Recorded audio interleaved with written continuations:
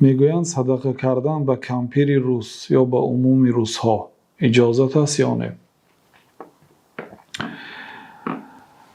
صدقه کردن به روس ها بسیار همین گونه سوال ها هست. روس اگر مسلمان باشد باکی ندارد، اما اگر کافر باشد، بعضی برادرها انتقاد گرفتند که دو بار می شود که داملا روس ها را کافر میگوید. من روس ها را نگفتم کافر. روس ها به دو تقسیم می شوند، یعنی مسلمان و کافر. کافر را چگونه مسلمان گوییم؟ یعنی آن آدمی که از دین اسلام بیرون است و کافر است.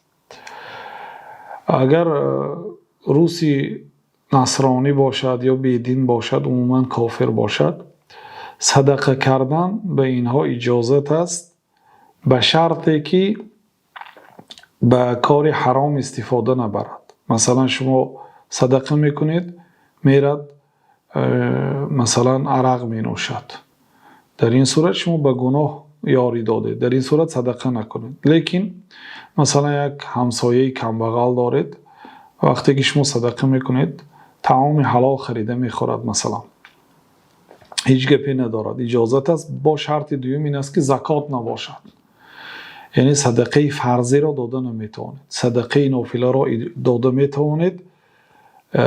و بهتر هم باز به مسلمان صدقه کردن بهتر است. لیکن می شود بعضی حالتایی که شاید به همسایه روس یا به همسایه کافرتان صدقه کنید، برای که هم حقوق همسایگی دارد. اگر همسایه انسان کافر باشد حق همسایگی دارد، اگر مسلمان باشد دو حق دارد، هم حق همسایگری و هم حق مسلمانی. اگر خویش و تبار باشد سه حق دارد، هم حق همسایگری، هم حق مسلمانی، هم حق خویش و تباری. بنابراین شما می توانید به کافرها صدقه نافله کنید. والله تعالی